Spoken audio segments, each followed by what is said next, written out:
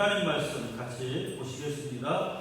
여호수아서 6장 8절부터 16절 말씀까지 우리 교독하시겠습니다. 여호수아서 6장 8절부터 16절 말씀까지 우리 교독하시겠습니다. 여호수아가 백성에게 이르기를 마치매 제사장 7은 양강나팔 7을 잡고 여호와 앞에서 나아가며 나팔을 불고 여호와의 언약궤는 그 뒤를 따르며 그 무장한 자를 나팔 부는 제사장의 앞에서 행진하며 그는 궤 뒤를 따르고 제사장들은 나팔을 불며 행진하더라. 여호수아가 백성에게 명령하여 이르되 너희는 외치지 말며 너희 음성을 들리게 하지 말며 너희 입에서 아무 말도 내지 말라. 그리하다가 내가 너희에게 명령하여 외치라 하는 날에 외칠지니라 하고 여호와의 궤가 그 성을 향하게 하고 그들이 지명으로 들어와서 지명에서 자니라. 또 여호수아가 아침에 일찍이 일어나니 제사장들이 여호와의 궤를 메고 제사장 7은 양강 나팔 7을 잡고 여호와의 궤 앞에서 계속 행진하며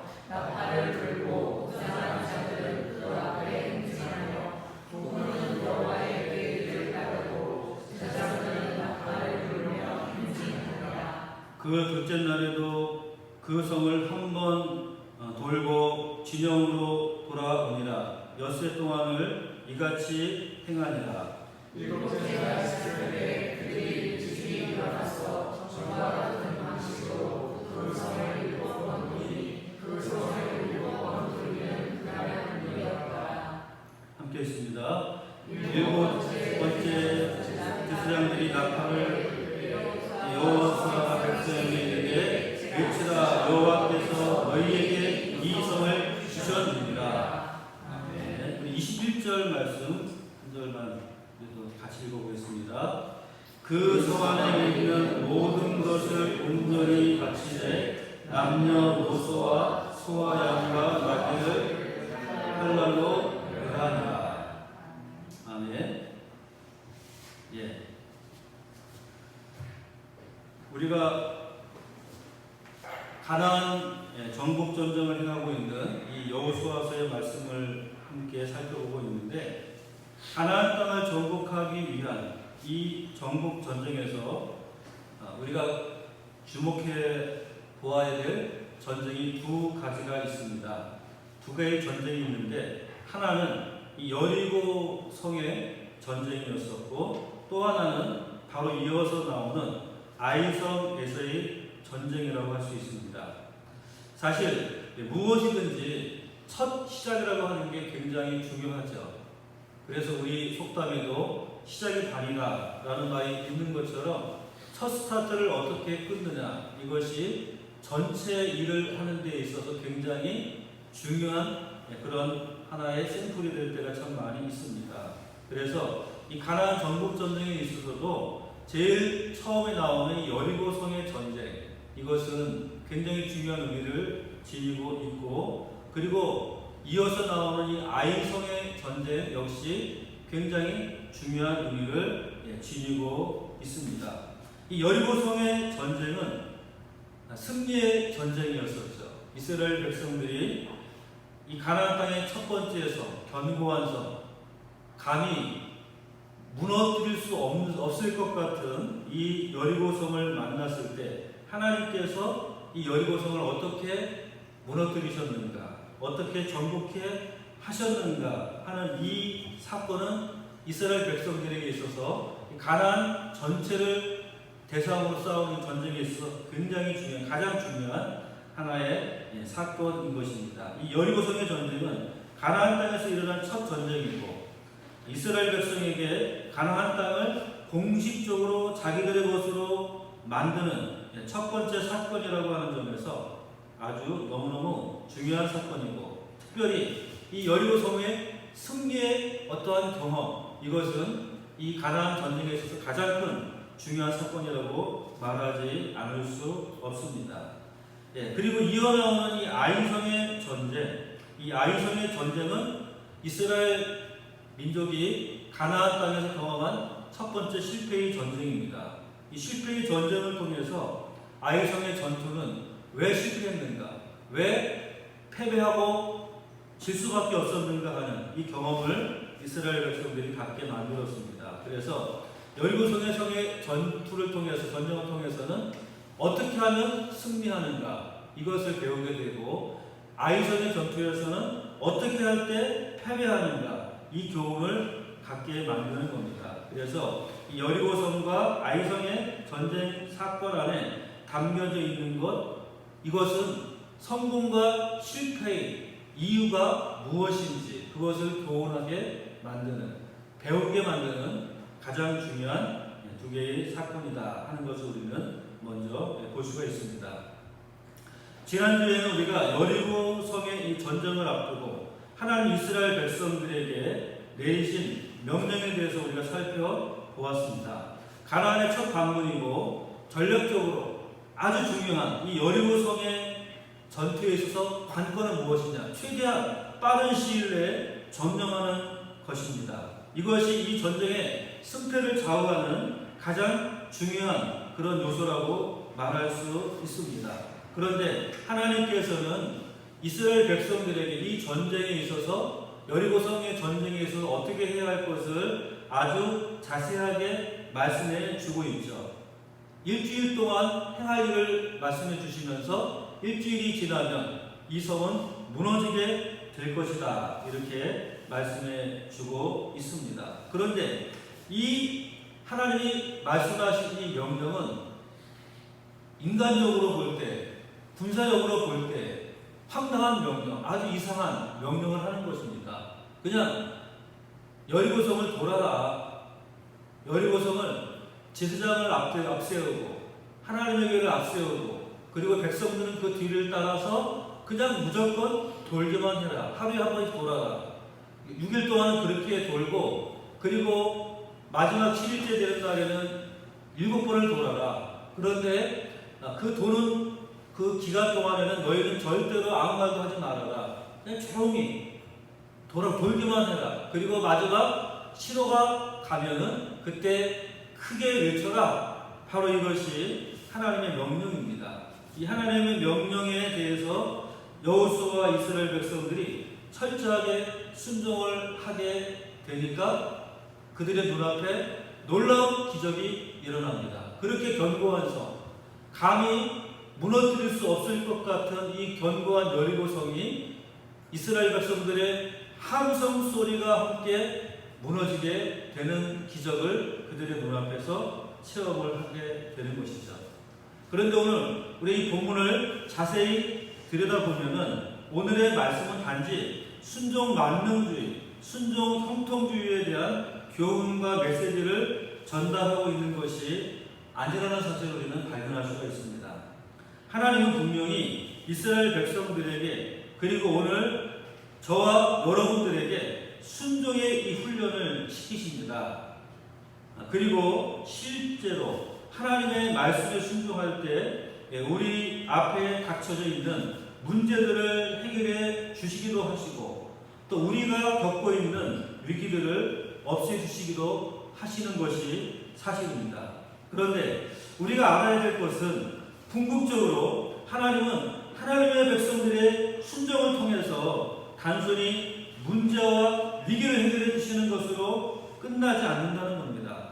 하나님이 어떠한 분이신가를 알아가게 하는 그러한 자리에까지 우리를 이끌어가기를 원하신다는 것입니다. 다시 말하자면 순종의 훈련은 곧 내가 믿는 하나님, 내 믿음의 근원이 되시는 하나님이란 분이 얼마나 믿을만한 분인가에 대한 신뢰의 훈련이고, 인격적인 부분에서 하나님이 어떠한 분이신가를 바르게 알아가는 그러한 과정이 바로 순종의 훈련 속에 담겨져 있다는 겁니다. 그러니까 단지 이스라엘 백성들이 하나님의 말씀에 순종했더니 이런 놀라운 일이 벌어졌더라, 그것이 전부가 아니라 하나님께서 이 과정을 통해서 의도하신 것이 있다는 겁니다. 무엇이요? 하나님 어떤 분인가를 이스라엘 백성들이 배우게 하는 겁니다. 하나님의 말씀, 이 말도 안 되는 명령에 순종했더니 여리고성이 무너지더라. 하나님은 놀라운 능력의 하나님이시구나. 이 사실을 배우게 되는 그 과정이 바로 이 순종의 훈련 가운데 담겨져 있는 뜻이다라는 것입니다. 모든 것이 그렇습니다. 이스라엘 백성들이 경험한 이 여리고성의 전투, 이 전투에서 승리의 가장 큰 관건은 무엇입니까? 하나님의 말씀에 그대로 순종하는 일입니다. 순종했더니 기적이 일어났다. 단지 거기에만 머무는 것이 아니라 하나님은 이 사건을 통해서 이스라엘 백성들이 무엇을 경험할까요? 하나님은 놀라운 하나님이구나. 이 말도 안 되는 명령 그대로 했더니 이런 놀라운 일이 일어나는구나. 하나님 계심을 이 사건을 통해서 배우게 되는 겁니다. 하나님을 더욱더 믿고 의지할 수 있는 훈련의 시간이 되었던 것입니다. 그래서 오늘 이 시간에는 우리가 함께 이 순종의 훈련을 하나님은 어떻게 시키셨는지, 또 어떻게 하나님을 신뢰하는 그런 방법을 우리에게 교육시키시는지, 이것을 우리가 함께 알아보려고 합니다. 첫 번째로 하나님께서는 말씀을 통해서 순종과 신뢰의 훈련을 시키십니다. 우리는 교회를 다니고 예배를 드리고 하나님을 믿는 것에 대해서 이것을 우리는 보통 신앙생활을 한다 이렇게 이야기하지요. 우리는 신앙생활에 대한 다양한 그런 정의를 내릴 수도 있습니다. 내가 그냥 밥 먹을 때 식사기도 하는 것, 아침에 일어나서 잠자기 전에 잠깐 기도하는 것, 이것을 갖다가 신앙생활을 하는 것이다라고 우리가 생각할 수도 있습니다. 우리가 주일날 주일을 지키는 것, 하나님께 나와 예배를 드리는 것, 이런 것들을 우리가 신앙생활을 하는 것이다라고도 정의할 수 있습니다. 예수 그리스도를 나의 믿음의 근원으로 삼고 하나님 안에서 인생을 살아가는 것, 그리고 하나님께 영광을 돌리고 하나님이 기뻐하는 삶을 사는 이것을 신앙생활이다라고도 우리가 정의를 내릴 수가 있습니다. 그런데 오늘 본문을 포함해서 여호수아의 이야기 가운데 나타난 내용들을 우리가 통해 본 신앙생활의 정의를 내린다고 하면, 신앙생활이라고 하는 것은 순종과 신뢰를 배우는 훈련과 교육의 과정이라는 것입니다.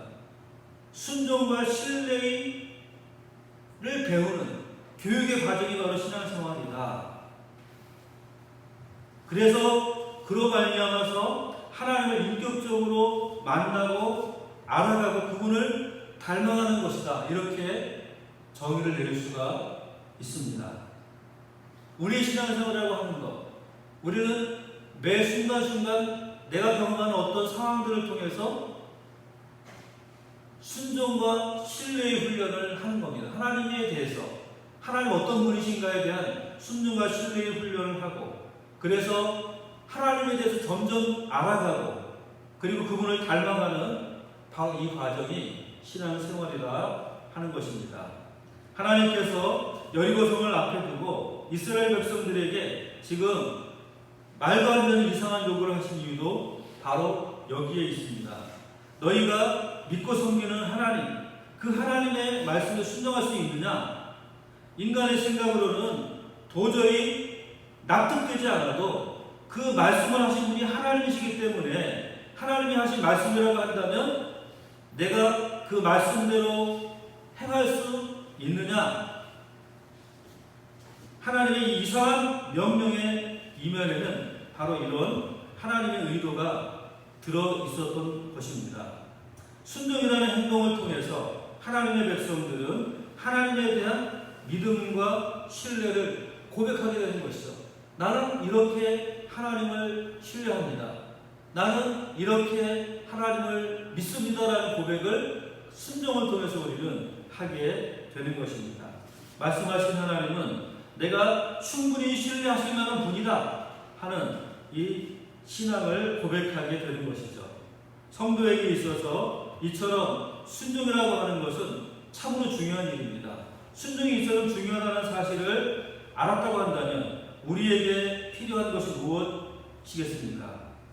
바로 올바른 순종이죠. 우리가 올바른 순종에 나아가야 됩니다. 순종이라고 하는 것은 자기 기분대로 하는 게 아니죠. 내 느낌과 감정에 따라서 하는 것이 아닙니다. 하늘의 계시를 받아서 하는 것도 아닙니다. 성도에게 있어서 순종이라고 하는 것은 전적으로 하나님의 말씀에 근거한 순종이어야지만 올바른 순종이 될 수 있습니다. 본문의 8절과 9절을 보시면 여호수아가 여리고성을 어떠한 방법으로 어떻게 돌 것인가에 대해서 알려주고 그리고 이에 따라서 이스라엘 백성들이 순종하는 모습을 보여주고 있습니다. 여호수아가 말한 것은 그의 생각이 아니죠. 하나님으로부터 받아서 하나님의 말씀을 이스라엘 백성들에게 대신 전한 것입니다. 여호수아가 지금 말하는 것은 그래서 하나님의 말씀을 전하는 것이죠. 다시 말하자면 여호수아는 자신이 들은 하나님의 말씀을 이스라엘 백성들에게 전달하는 그 역할을 했을 뿐입니다. 이스라엘 백성들은 여호수아의 말이 아니라 하나님의 말씀으로 듣고 그 말씀에 순종하기 위해서 여리고성을 돌았다 하는 것이죠. 그런데 오늘날 이 말씀을 오해해서 사역자의 말이 곧 하나님의 말씀이라고 우리가 왜곡해서는 안 됩니다. 하나님이 또 직접 직통 계시를 주셔서 그 지시대로 계시대로 순종해야 된다 이렇게 말해서도 안 되는 것입니다. 하나님이 나에게 마음의 감동이나 어떤 음성을 주셔서 말씀하셨다고 그렇게 주장하면서 거기에 따라서 행해야 된다 이렇게 말해서도 안 됩니다. 오늘날 우리가 듣고 순종해야 될 하나님의 말씀은 오직 기록된 하나님의 말씀이 성경 말씀밖에 없는 것입니다. 사역자의 말도 우리가 참고할 수 있지만 그것이 절대적인 권위를 가지는 것은 아닙니다. 또 마음에 오는 감동 이것도 역시 우리가 참고할 수는 있지만 이것이 곧 우리가 전적으로 순종해야 될 권위 있는 하나님의 말씀처럼 그렇게 생각할 수는 없는 겁니다. 오늘날 우리는 기록된 이 하나님의 말씀인 성경 말씀에 귀를 기울이고 이 말씀에 순종함으로 말씀에 따라 말씀의 원리에 따라 순종하는 그런 삶을 살아야 한다는 것입니다. 이것이 바로 정상적인 신앙 생활이다 이렇게 말할 수 있습니다. 하나님의 말씀 이것이 바로 절대적인 권위를 갖는 하나님의 뜻이고 우리는 이 하나님의 말씀에 전적으로 순종하는 삶을 살아야 하는 것입니다. 기록된 성경 말씀의 원리와 기준에 합당한 일을 우리는 할 수 있어야 하는 것이죠. 그래서 우리는 모든 일을 행할 때 질문해 보아야 됩니다. 이것이 하나님의 말씀에 합당한가 아니면 그렇지 않은가 이것을 우리가 분별하고 판단해서 합당하다면 내가 순종해야 하는 것이고 그렇지 않다면 안 하는 것이 바로 올바른 성도의 신앙생활인 것입니다. 하나님은 신앙의 길을 가는 하나님의 자녀들에게 다양한 방법을 통해서 그 길을 지도하시고 또 인도하십니다. 하나님은 우리가 설교를 들을 때 아니면 기도를 할 때 내 마음 가운데 어떤 감동을 주셔서 우리가 어떻게 행동하고 나아가야 하는지를 알려주시기도 합니다. 그리고 때로는 믿음의 동역자들을 통해서 아니면 사역자들을 통해서 또 아니면 나의 환경의 다양한 변화를 통해서 나에게 어떤 깨달음을 주시기도 합니다. 그러나 이런 것들은 최종적인 권한을 가지고 있는 것이 아니죠. 이 모든 것도 결국은 거룩한 하나님의 말씀에 의해서 점검받아야 되고 분별되어져야 하는 것입니다. 우리의 신앙의 길을 가는 데 있어서 전문가의 충고도 필요하지요. 그리고 주위 사람들의 또 신앙의 동역자들의 말도 우리에게 중요한 하나의 지침이 될 수 있습니다. 그러나 그것은 어디까지나 참고사항일 뿐 우리의 가장 우선순위의 권위는 어디에 있겠습니까? 바로 하나님의 기록된 말씀, 이 성경 말씀에 최고의 권위를 우리는 두어야 하는 것입니다. 하나님은 오늘도 성경 말씀을 통해서 성도들에게 순종과 신뢰의 훈련을 시키시고 있는 것이죠. 말씀을 통해서 내게 주신 말씀, 내게 부딪힌 하나님의 말씀에 내가 순종하는가 그렇지 않는가 날마다 우리에게 훈련을 시켜주시고 있는 것입니다. 그러므로 우리는 무엇보다도 이 하나님의 말씀, 하나님의 말씀에 내 마음을 열고 내 귀를 기울이고 그 말씀의 인도하심을 따라 순종하는 그러한 삶을 살아갈 수 있기를 주님의 이름으로 축원합니다. 두 번째로 하나님은 말씀의 응답을 통해서 이 순종의 훈련을 시키십니다. 순종이라고 하는 것은 하나님을 얼마나 신뢰하느냐에 대한 성도의 반응이라고 할 수가 있습니다. 사실 기독교가 아니더라도 다른 종교에도 보면은 순종을 굉장히 중요시 여깁니다. 이슬람교에서는 절대적으로 순종하라고 그렇게 요구하고 철저하게 순종하는 그러한 사람들이 너무나 많이 있죠. 다른 여타 종교에도 순종은 굉장히 중요한 것을 가르칩니다. 그래서 기독교의 다른 종교단체 안에서도 종교적인 신념으로 종교적인 열심 가지고 철저하게 순종하는 사람들 우리는 흔히 볼 수 있습니다. 그러나 그들에게 있어서 순종은 종교적 신념과 이념을 넘어설 수가 없는 것입니다. 왜냐하면 그들이 믿는 신은 진정한 참신이 아니기 때문에 그런 것이죠. 존재하지 않는 신, 참된 신이 아닌 신을 향해서 헌신적인 순종을 해봤자 결국 그 순종은 허공을 치는 순종에 그치고 마는 것입니다. 그러나 우리가 믿는 하나님은 살아계신 하나님이시고 이 세상의 유일한 창조주이시고 전능자이십니다.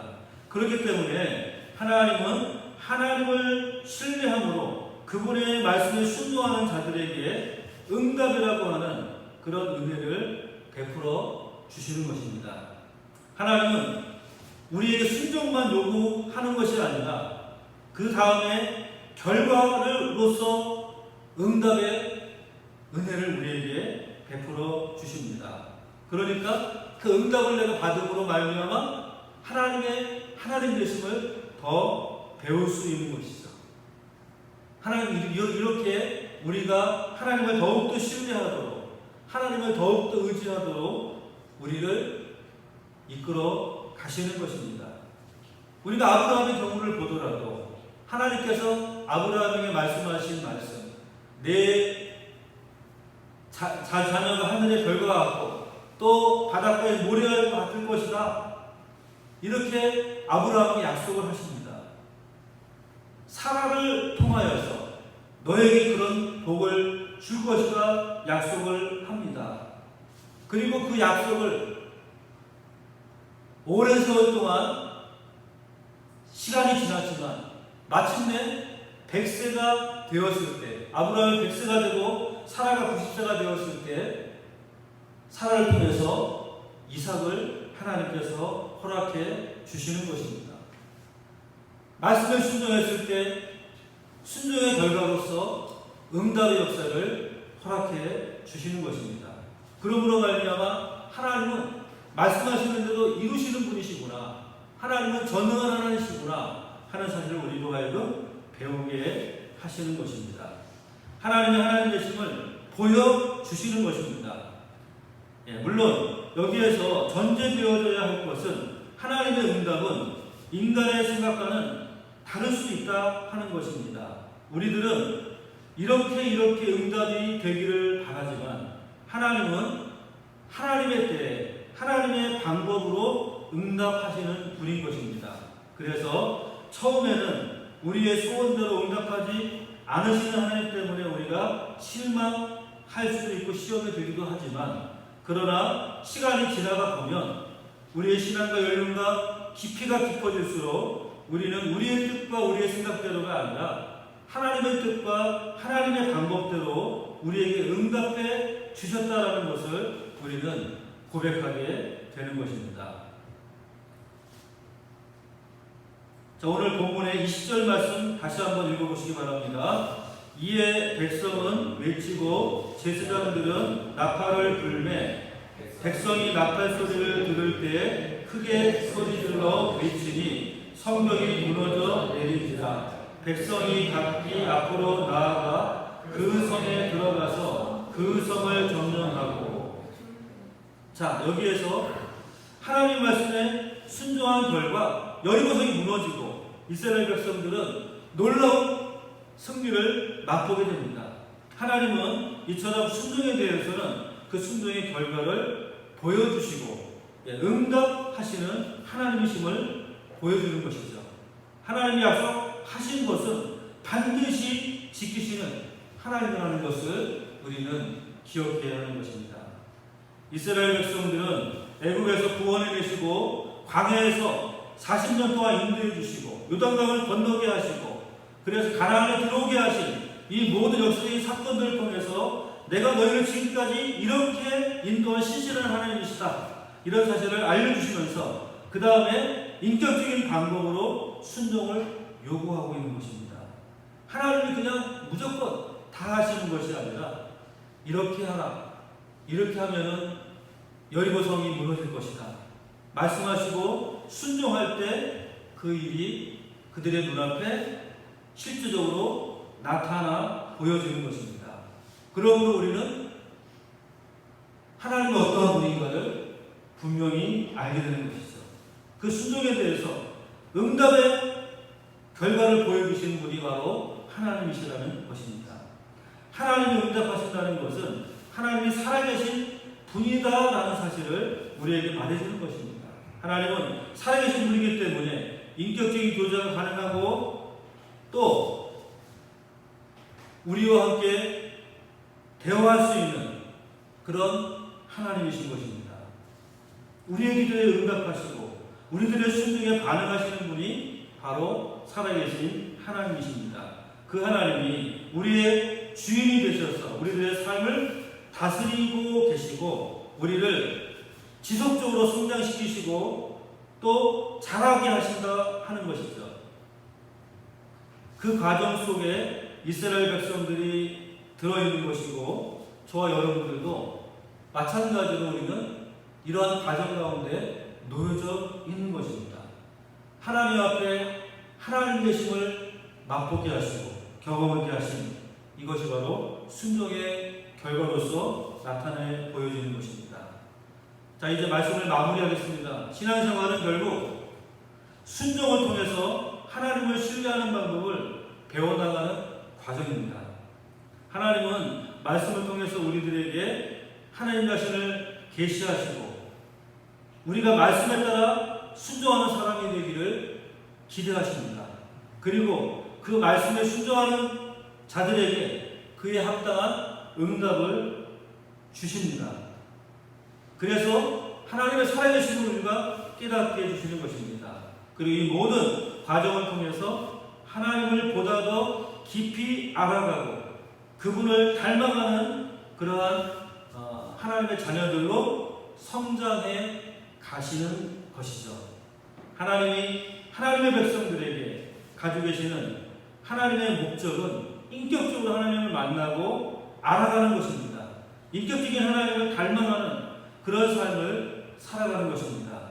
이것이 바로 모든 성도들의 삶의 의미와 목적이 되는 것입니다. 우리가 하나님을 알아가면 알아갈수록 우리의 믿음은 더 커지고 우리는 주님을 닮는 그런 하나님의 참된 자녀로 자라갈 수 있게 되는 것이죠. 우리 개혁주의에서는 인간의 가장 큰 목적을 하나님의 영광을 위하고 또 하나님을 기뻐하는 것이다 이렇게 고백을 합니다. 그런데 여기서 하나님의 영광이라고 하는 부분에 대해서 많은 사람들이 오해하는 부분이 있습니다. 내가 무언가 열심히 하고 하나님을 위해서 큰 업적과 위대한 결과를 만들어내는 것이 바로 하나님의 영광을 위한 것이라고 오해하는 것이죠. 그러나 하나님은 우리가 어떤 업적을 이루어내는 그것을 더 중요하게 여기지 않습니다. 그것보다 더 위대하게 우리에게 기대하시고 원하시는 것이 있는데, 그것은 바로 우리가 하나님을 더 깊이 알아가고 그분을 닮아가는 그러한 하나님의 자녀로 성장하는 이것을 하나님께서는 더 기뻐하신다 하는 것입니다. 하나님의 목적은 다른 것이 아닙니다. 저와 여러분 자신에게 있는 것이고, 우리가 하나님을 더 알아가는 것, 그분을 닮아가는 이것이 바로 하나님 우리에게 가장 크게 기대하시는 일이고 기뻐하시는 일이라는 것이죠. 우리는 성경을 통해서 하나님은 문제의 해결자이시고 또 위기와 고통을 극복해 하시는 하나님이라고 하는 사실을 우리는 배우게 됩니다. 그리고 그분을 믿는 자들에게 복 주시는 하나님이심을 우리가 배웁니다. 그런데 이것이 우리가 알아야 될 하나님의 전부가 아니죠. 우리가 믿고 섬기는 이 하나님이 어떠한 분이신지 우리는 우리들의 모든 삶의 길과 과정을 통해서 알아가야지 하는 것입니다. 어거스틴이 회심하고 난 다음에 굉장히 큰 신앙의 열심을 가지고 하나님을 알기를 사모했습니다. 그는 너무나도 하나님을 알고자 원했습니다. 그래서 늘 기도하는 제목이 하나님을 알기를 원합니다. 하나님을 나에게 보여주십시오. 이러한 기도를 열심히 했습니다. 그런데 어느 날 밤 꿈인지 환상인지 하나님이 이 어거스틴을 큰 넓은 바다로 데려가십니다. 그리고 그 바다 위에서 하늘에서 하나님이 어거스틴에게 말씀을 하시죠. 네 발의 신을 벗어라. 신을 벗었습니다. 자, 이제 그 신에다가 이 바닷물을 한번 담아봐라. 그러니까 어거스틴이 하나님, 어떻게 이 신에다가 이 많은 바닷물을 담을 수 있겠습니까? 이렇게 묻습니다. 그러니까 하늘에서 소리가 나기를 무엇이라고 합니까? 네 그 작은 신으로 이 바닷물로 담지 못하는데 네 작은 머리로 어떻게 하나님을 다 알 수가 있겠느냐? 이렇게 하늘에서 음성이 들렸습니다. 그래서 어거스틴이 나중에 그의 참여록에 기록하기를 우리는 하나님을 알므로써 믿는 것이 아니다. 믿음으로써 아는 것이다. 이렇게 쓰고 있습니다. 하나님은 우리의 머리로는 도무지 다 담을 수 없는 분이십니다. 내가 하나님을 아는 것, 그것이 하나님의 전부일까요? 그렇지 않습니다. 하나님은 우리보다 더 크시고 우주보다 더 크시고 이 세상 만물보다 더 크신 분이십니다. 그 하나님을 우리가 안다는 것, 그것은 지극히 작은 것을 알 뿐이지 하나님을 어찌 온전히 알 수가 있겠습니까? 그러므로 우리는 날마다 하나님을 알아가야 되고 하나님을 아는 것만큼 우리의 믿음은 커지는 것이고, 그리고 우리의 믿음이 큰 만큼 주님을 닮아가는 모습으로 변화되어져 가는 것입니다. 하나님 우리에게 기대하는 것이 무엇입니까? 우리가 하나님을 위해서 놀라운 업적을 세우는 것, 큰 건물을 짓고 하나님께 바치는 그것을 하나님께서 우리에게 기대하시겠습니까? 하나님이 원하시고 바라시는 것은 그런 것이 아니라 바로 여러분 자신이라는 사실을 기억하시길 바랍니다. 여러분 자신이 하나님을 알아가기를 원하시고 하나님을 알고 그분을 믿고 그분을 닮아가기를 하나님께서는 진정으로 원하시고 기대하시는 것입니다. 우리가 순종해야 될 말씀을 주신 하나님, 그 하나님이 얼마나 신실하신 분이시고 얼마나 택하신 그분의 백성들을 사랑하시는가 하는 것을 알아가는 자리까지 우리는 나아가야 하는 것입니다. 순종이라고 하는 것이 문제 해결을 위한 열쇠, 응답받기 위한 수단으로 끝이 나서는 안 됩니다. 순종이 응답과 문제 해결의 수단과 방법이기 때문에 행하는 그 자리에 머물지 말고 말씀하신 하나님을 신뢰하기 때문에 그분이 어떠한 분이신지 인격적으로 체험하고 그분을 알고 그래서 감사와 기쁨으로 순종의 자리에까지 우리는 나아가야만 하는 것입니다.